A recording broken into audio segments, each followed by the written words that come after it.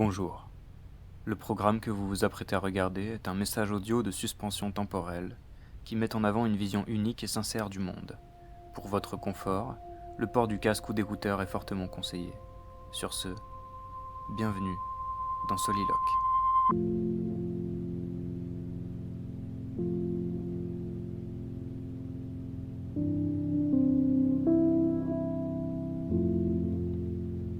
Une femme est seule dans son lit. Un soir du mois de septembre, bloquée dans un entre-deux-jours qui ressemble à du marc de café humide et poisseux. Elle a l'habitude de s'endormir aux côtés du père de son fils, mais pas ce soir. Après s'être tourmentée pendant des heures avec l'idée d'une relation extra-conjugale, elle se lève, se dirige vers la cuisine, la peau tendue et le regard épuisé, se prépare une tisane. Elle s'extirpe de cette coquille familiale pour sortir sur le pas de la porte. Laisse ses sens vagabonder dans l'immense espace de son quartier pour la première fois depuis longtemps. Un temps brûlant, un temps étiré consacré à son travail. Un travail éreintant au service communication d'une grande multinationale du divertissement. Pour la première fois depuis longtemps, une femme se lève et se tient debout. Pose ses yeux fixes sur la multitude de pavillons où ils se sont installés, elle et sa famille. Autant de structures semblables à de sombres carapaces. Une peau dure et sèche, abritant des familles entières de tortues ridées et ralenties par l'immensité du quotidien. Elle prend le temps d'apprécier le calme. La rue plongée dans le silence. Le crépitement de l'eau qui bout, tout en observant les faibles lueurs orangées de l'éclairage public, elle pense, ou plutôt, elle repense. Elle repense à une récente soirée du boulot, un habituel gala de promotion d'un blockbuster familial produit par sa boîte. Une de ces soirées façon jet-set au buffet assommant de champagne et de longs discours. Elle se rappelle d'un jeune acteur, un Français expatrié aux États-Unis ou un Américain fanatique de la vie parisienne, on ne sait plus trop. De toute façon, on ne sait plus grand-chose dans ces moments-là. Elle ne sait pas non plus comment ils se sont retrouvés là, isolés de tous, dans une salle de pause réservée au personnel de service, à discuter autour d'une cigarette. Lorsqu'elle l'avait aperçu pour la première fois, entouré d'une cour hilar, il ne lui avait pas plu. Certes, il était beau garçon, mais son air de gamin, blagueur et excentrique, le rendait aussi agaçant qu'attirant. Et puis il y avait lui, le père de son fils. Elle était une femme dynamique, une trentenaire, cadre en communication.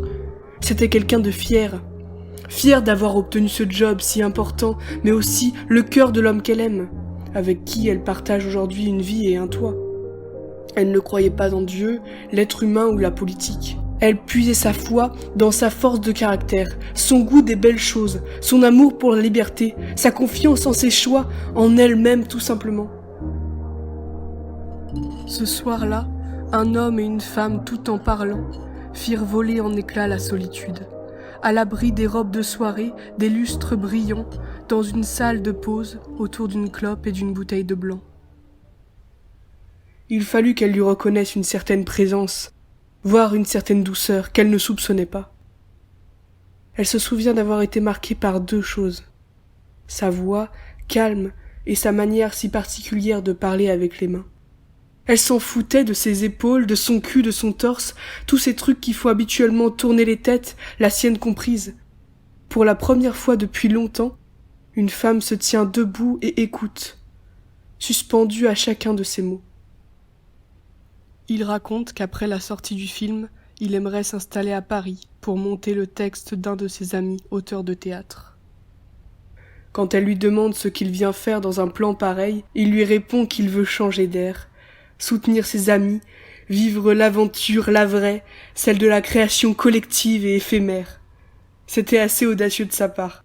Elle n'arrive pas à savoir si un tel projet est voué à l'échec ou à connaître un succès fou.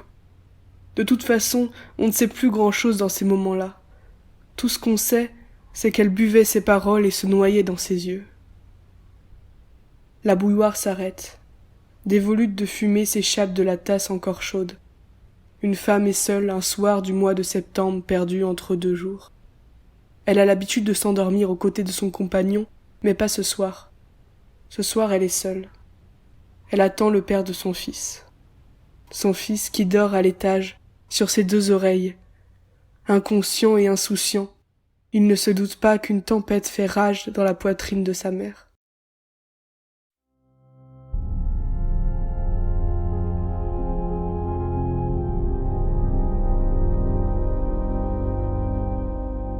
Que faire? Que faire quand on est seul? Que faire quand on n'a que les étoiles et une tisane froide pour seule compagnie? Que faire quand le bonheur vient à peine de quitter son lit? Que faire quand on nous refuse le contrôle de notre vie? Que faire? Faut-il tout foutre en l'air? Ou rester là à rêver? Que dire? Que penser? Faut-il continuer d'espérer? Est-ce qu'on est la seule à vouloir tout abandonner? Le bruit d'une portion d'autoroute se fait entendre au loin. Une femme est seule un soir du mois de septembre entre 2 jours. Elle a l'habitude de s'endormir aux côtés de son compagnon, mais pas ce soir. Ce soir, une femme est sur le pas de sa porte et rêve. Pendant qu'elle se tient debout face à une banlieue endormie, elle s'imagine au bord d'une mer déchaînée. Le garçon de l'autre soir est là, juste en face, sur un lit flottant au milieu des vagues. Il ne chavire pas. D'une main tendue, il l'invite à naviguer. Elle détourne le regard gêné. Elle aimerait le rejoindre, mais ne pense pas avoir la force de nager. Elle sait très bien que si elle avance, le courant va l'emporter. Peut-être pas tout de suite, peut-être qu'elle aura le temps de le toucher, l'enlacer. Mais au bout du compte, elle sait qu'elle finira sous les vagues noyée. Peut-être qu'elle ferait mieux de s'en foutre, qui sait. Peut-être qu'il finira bien par sombrer lui aussi. Il fait nuit noire, un vendredi du mois de septembre, et une femme s'avance.